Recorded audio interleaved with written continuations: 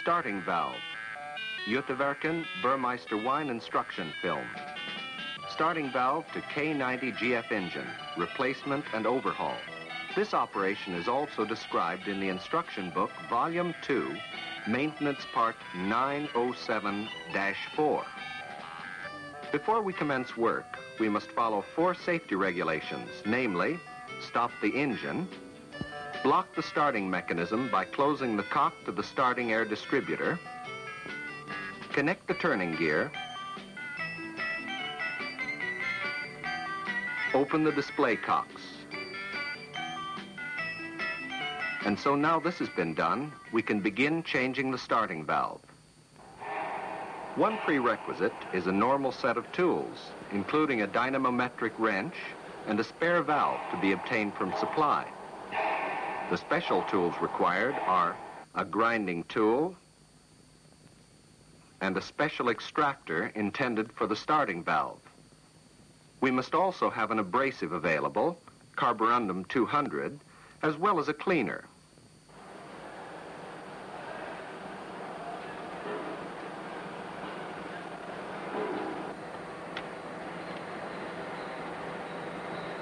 Begin dismantling by loosening the pipe joint for control air at the angle junction. Remove the nuts and spacing pipes from the clevis pins holding the valve.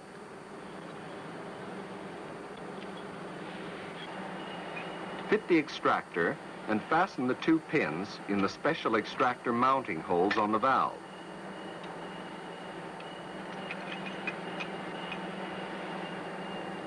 With the aid of a wrench, tighten the nut on the spindle of the extractor. Then lift the valve out and release it.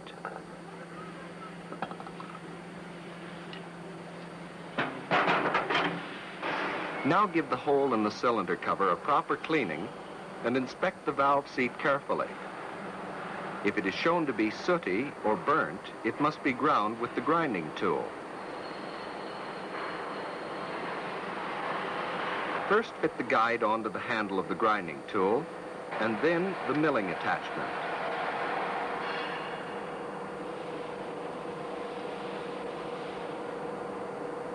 Introduce the tool until the milling cutter reaches the valve seat and grind as shown here.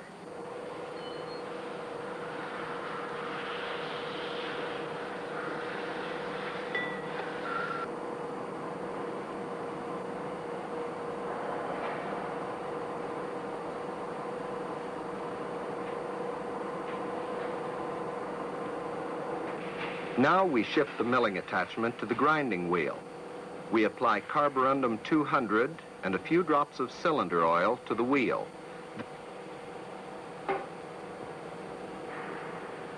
Then introduce the tool again and carry out the finishing.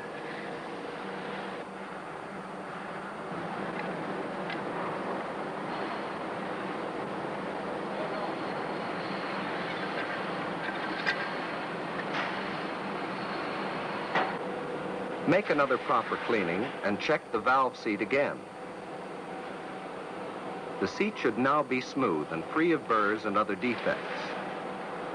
Dry the replacement valve clean and lubricate the new O-rings with a drop of oil before placing them in the valve.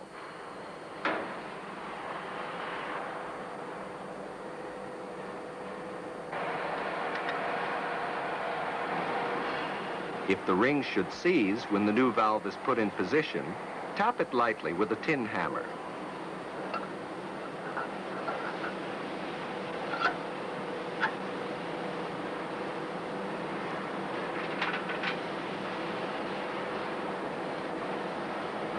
When the new starting valve is in position, put the nuts and spacing pipes on again. Tighten the nuts with the dynamometric wrench to 215 Newton meters or 22 kpm.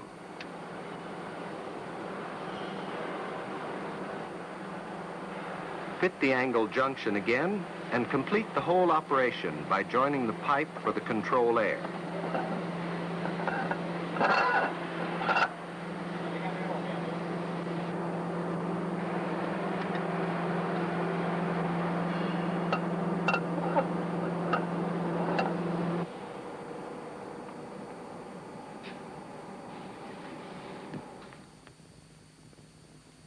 overhauling. When doing work of this type, it is important that the working area is clean. Paper, plastic foil, or something similar is excellent to spread out on the workbench. The special tools we need for an overhaul are an emery roller, a mounting tool, and a special pin spanner. Carborundum 200, grinding paper, cleaner, and a normal tool kit are also necessary. With the aid of a hexagon spanner, the screws are loosened at the top and the lid can be lifted off, so that the spindle will not cut into the seat. The pin spanner plays an important part here. Hold the spindle firmly with the pin spanner. Loosen the nuts holding the valve spindle.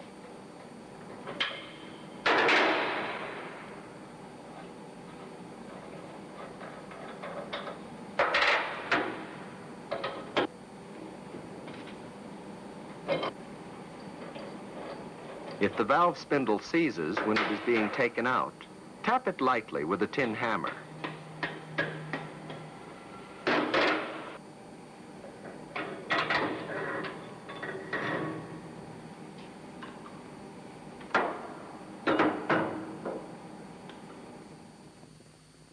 To remove piston and cylinder units, use a special fitting tool.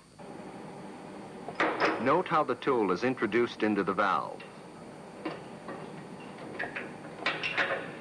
Note that the tool is inserted from the same direction as the spindle has been removed. Put on a washer and nut. Then the whole package of cylinders and pistons are gathered together and can be easily removed.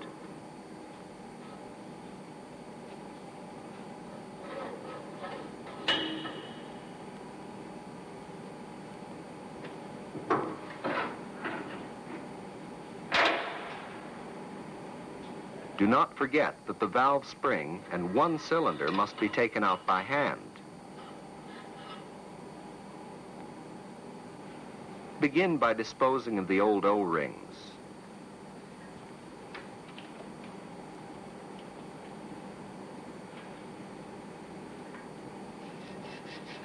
We remove the soot gathered round the seat with the grinding paper.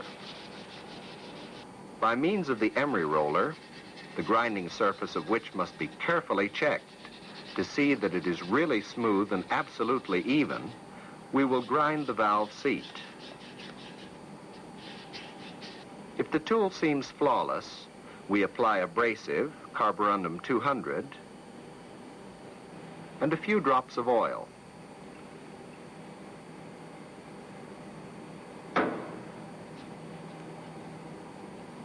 The grinding is done by means of repeated light turns until the surface is perfectly smooth. It is the surface here that matters. The valve housing must now be properly cleaned with, for instance, paraffin oil.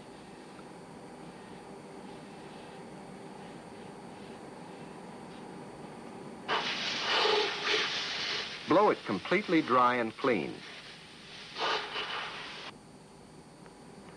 And check the results of the grinding.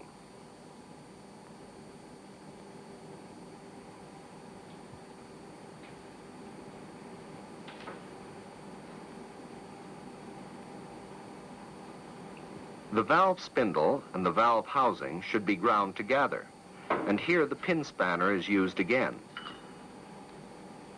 Be sure that the spindle is in contact with the whole grinding surface.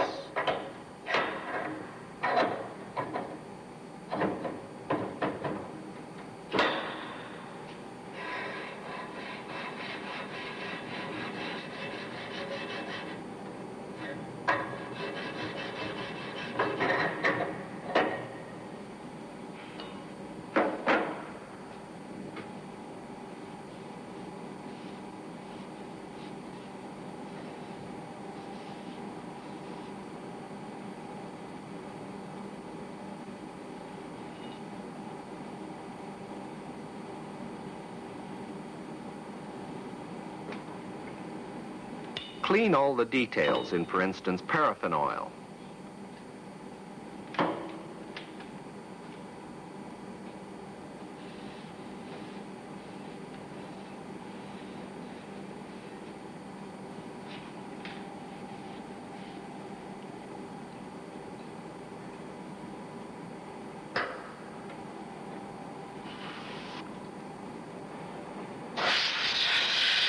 Blow them clean and dry with compressed air.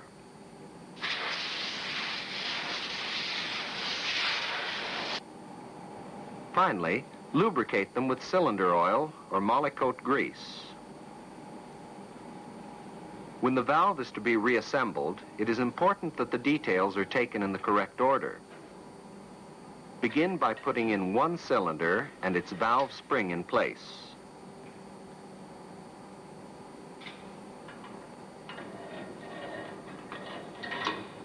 Now we have 3 packages, consisting of 4 parts each, as in this picture. At the left, we see a spacing ring, and then the guide, which is the smallest unit. Then comes the piston, which we recognize by its fluting, and lastly, the cylinder. The cylinder is easily identified by its holes. We place the parts on the fitting tool as follows.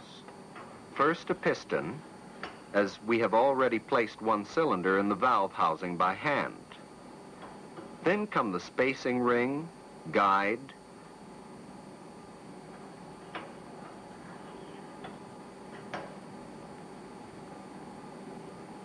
piston,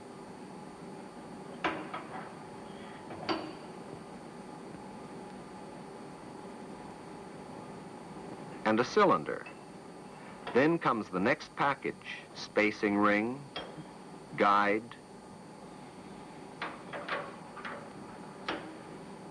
piston, and cylinder.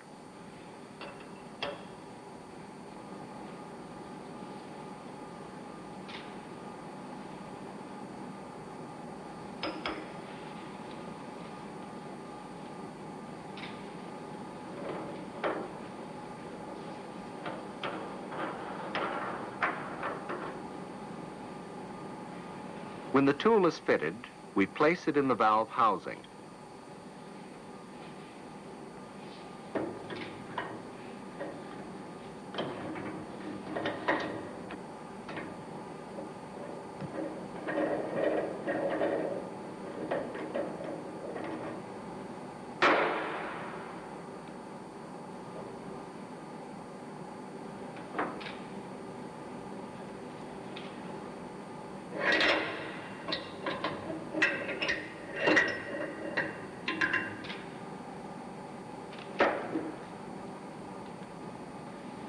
Now the valve spindle remains. This is put in position by means of the pin spanner.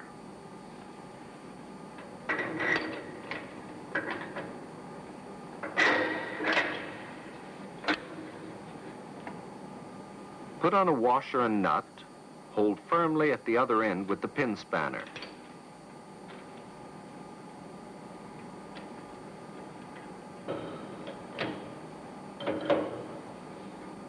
Do not forget the locking nut.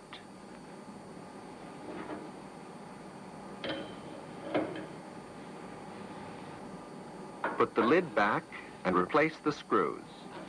Tighten them with the hexagon spanner.